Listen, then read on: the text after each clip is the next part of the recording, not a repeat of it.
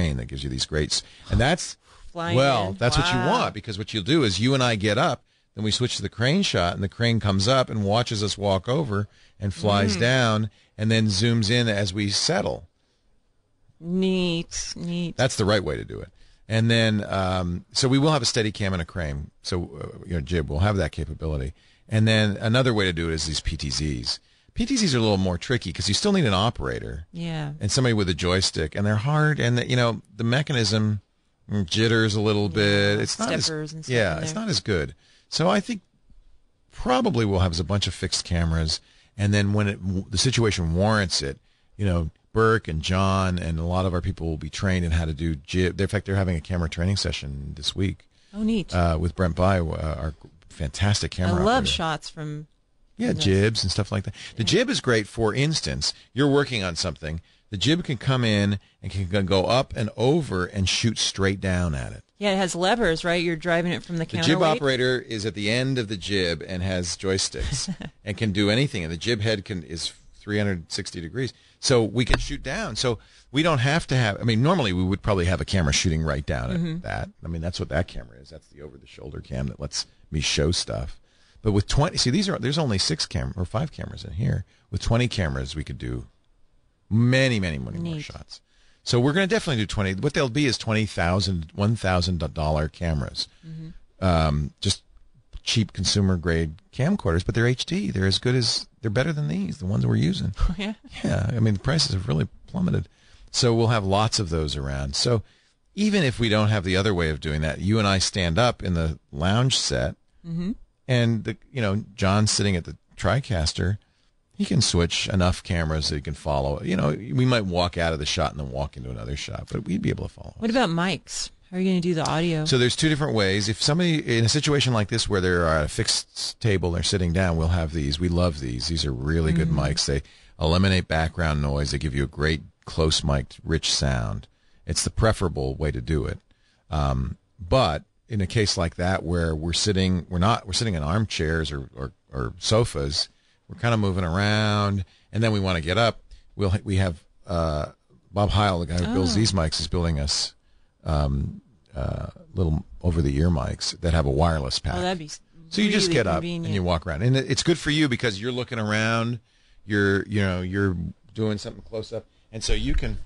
I do something close up here. You can't hear me, but I'd have to move the mic here. But with that kind of mic, you just. Oh, I moved out of the shot. you do you go wherever you want. Oh. So yeah, we're thinking about all these things, and I'm trying to build something that would let somebody like you very comfortably. Probably at least half or more of my videos is just editing, because I'm inefficient at it. I'm terrible. Well, and there's a couple of solutions for that. One of the reasons we do so many things live, they used to call it live to tape, but I don't know what you call it now, live to hard drive, but is that we edit as we go, in effect, by switching cameras, right? And sometimes it's a little rough, because if you start to solder something, I have to quickly shift into get that audio clip. We need that. Really shit into the right socket. I have to quickly shift to get that shot. But we can get that, and that's editing what about, as we go. See, all right, a lot of projects that I would be doing, like if I was doing something educational, I love this control surface. Wait till you see the new one. Oh. Jeri did a lot of work for TriCaster. You haven't seen the new one? No. Oh, baby, wait till you see it.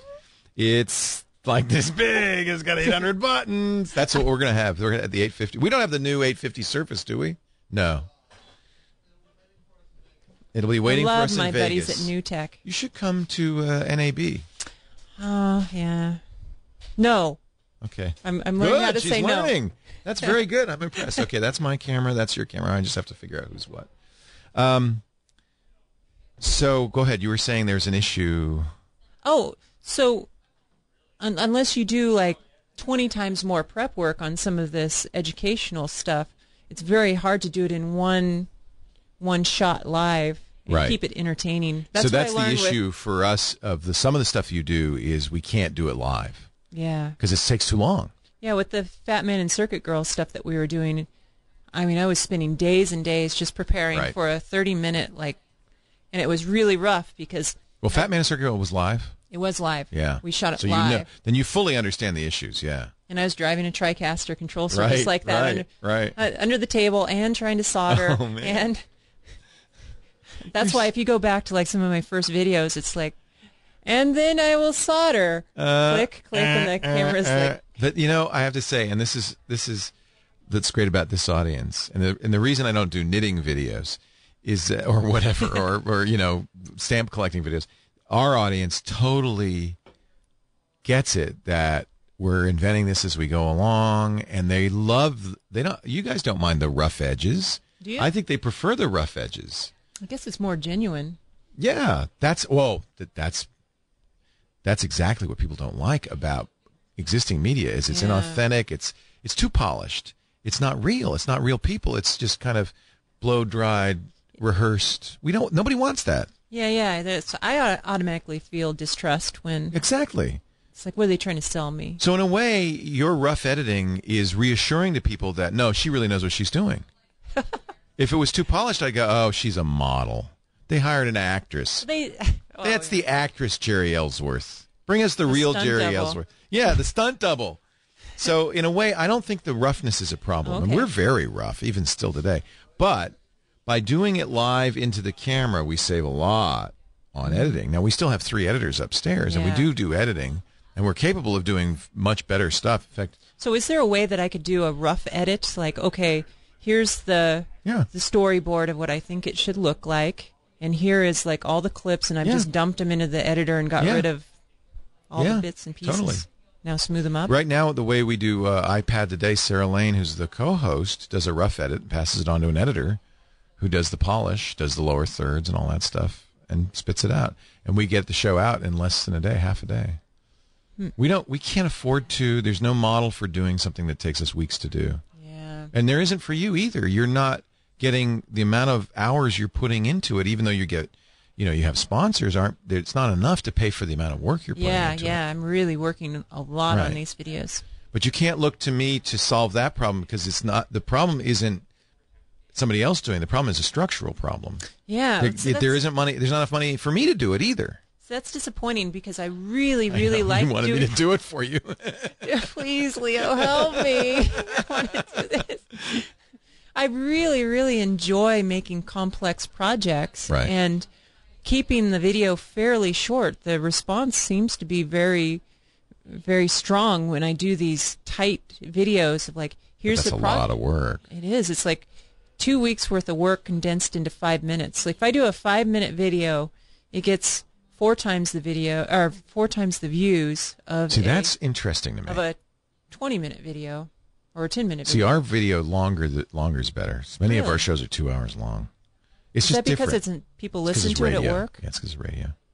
I think. So it's not at work as they're listening in their commute or whatever, but we're companionship. Oh, okay. Your stuff, people are well, first of all, our stuff is barely video. It's talking head video, so you don't have to watch it. Yeah. I think people can't. You're right. If it were 2-hour video, people can't sit and watch that. Nobody's going to watch that.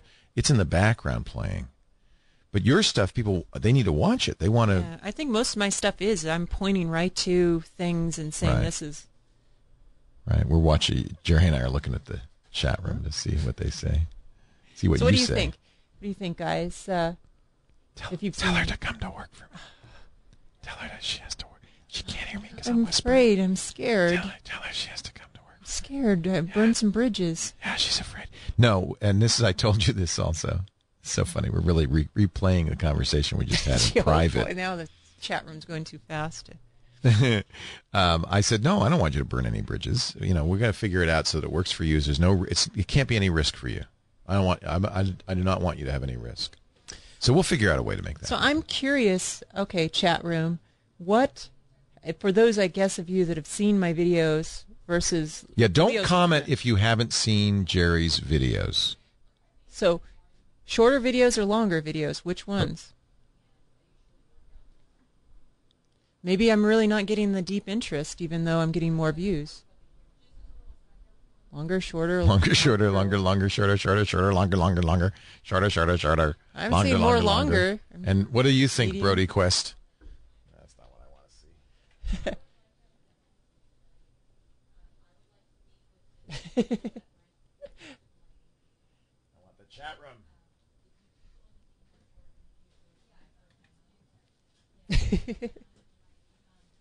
What are they saying? Can you? I'll just log me in. I feel that I get better response out of videos that are less than 5 minutes because my stuff is so technical. That's probably true. That's probably the case. People fall asleep if I'm talking about transistors for 10 minutes. Right. Like I killed the chat room a few minutes ago talking about FPGAs. They just kind of went to sleep? So go ahead. I want to see this. So then I plugged in the positive pole. See, I can't even fake it. I have no idea. Yeah. I can't even fake what you do. I'm so stupid. I can't even fake it. I've been scripting everything ahead of time and just doing a voiceover instead don't do that. Oh, honey. Oh, but all right. Give me an example of a really good one to watch. Well, we could just look at the energy harvesting is for fools. Energy harvesting is for fools. I just like the name. So this is a highly edited. See, what I do love about Jeri is you have your mind is brilliant. Okay, this is the newest one here. All right, let me get the audio up and then we can watch that. Hold on a second. I have to push some buttons. See, this studio isn't designed for any human to do anything. Normally I'm sitting on the wall, but I kind of like sitting across from it. I know, FPGAs are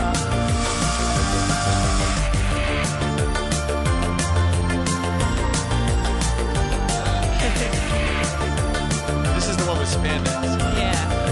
Oh, you're hot, baby. 80s hot. I don't think it was even hot in the 80s, but boy, did I live it up then.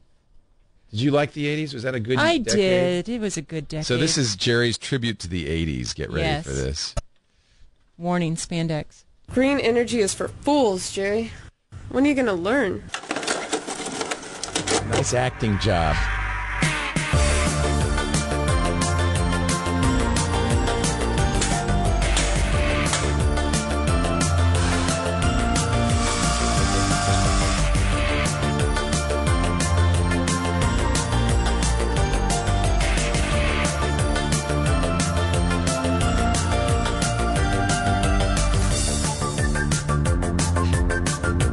This is your sponsor. This is my sponsor, Element 14. Free energy is not for fools, like my friend Trish said. It's all around us. Well, okay, it's not exactly free energy. At some point, work was done to create it, so it might be better to consider it free-to-you energy or reclaiming energy. See, the thing I like about this is the educational aspect of it. When it's done fun, so it's not boring. Mm-hmm. And somebody just said in the chat room, Twit needs more of this. Exactly.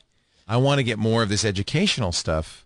Most educational stuff is so boring and they never make anything. I always try to make something on every video. That's the other thing that we are missing is that physicality. It's all cerebral, and I really do want to make it more physical. But it's so much more work than talking about current there's events. a reason why the way we do what we do is the way we do what we do. The challenge is to collect enough of it to be useful. If your circuit is not 100% duty cycle, an option is to capture and store the energy until enough is accumulated to run the device for the duration. Where'd you get a ginormous calculator? See, I'm always looking for, there's always little subtle things in my video, like the giant calculator. It's just like, try to keep it visually interesting so people think like, that's a big calculator. So you're brilliant. Or there's a little thing in the... here, and we should just do the whole, redo all of Twit. I'm telling you. Do you have good insurance?